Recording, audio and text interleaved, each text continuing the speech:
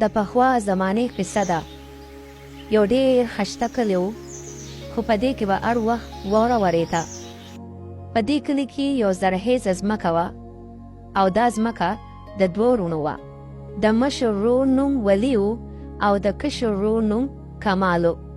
ولي د طبیعت نه سخت او غوسهناک و، خو بل خوا کمال ډېر خوشمزاجه او ډېر نرم دله و.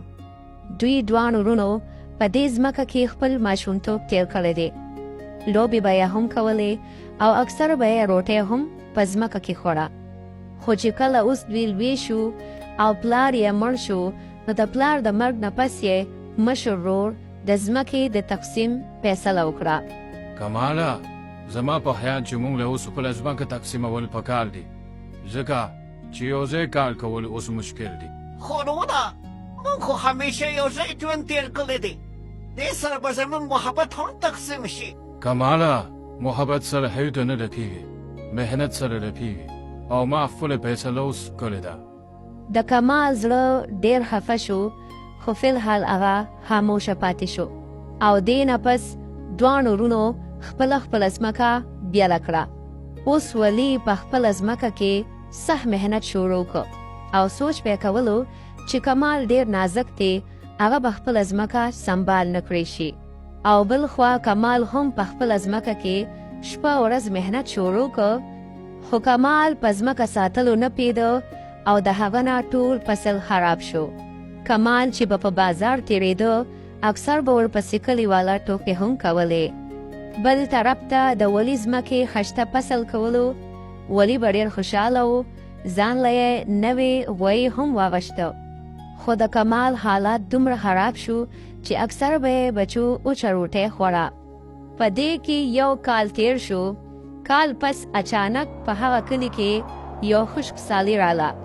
باران نه کېده، اوبه اوچې شوې او د ټولو خلکو فصلونه اوچ شو.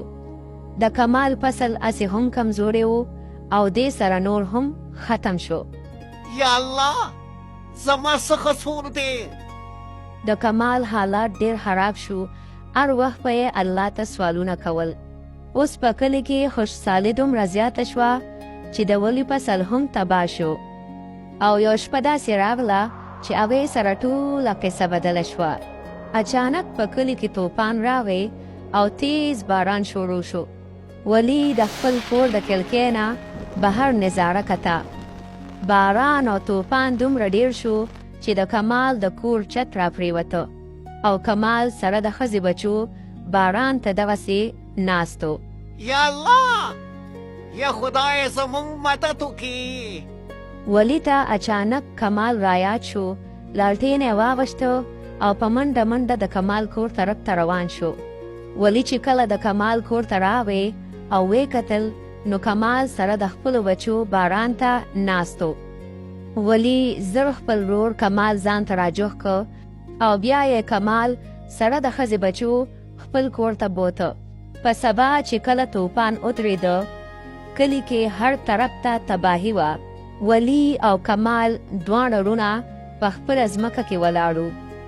کمال خپل مشر ورور ته وویل چې اوس به دوباره یو ځای په ځمکه کې کار شروع کړو. ولي ورته وویل چې دا ځل به ځمکه هم شریکوي او زړونه هم. او د دې نه پس دواړو وروڼو په شریکه ځمکه کې کار شروع کړ. اوس په دواړو وروڼو ډېر محنت سره او ډېرې خوشحالۍ سره کار کولو. ولي خپل ورور کمال ته د فصل لګولو او د ځمکې سنبالولو طریقه هم وښوله. او آخر کې د دواړو وروڼو محبت او محنت رنګ راوړو. ډېر خشته فصل یې وشو. هغه فصل یې خرڅ کړ او ډېرې پیسې یې وګټلې. ولي خپل ورور کمال له اوس نوې خشته کور هم جوړ کړ. یو ورځ ولي او کمال دواړه وروڼه د غر د پاسه ولاړو، د خپلې ځمکې نظاره یې کوله.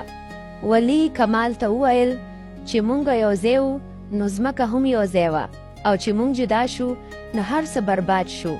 کمال ورته جواب کې وویل چې زمونږ زړونه یو ځای وي، نو ځمکه به پخپله ابادېږي.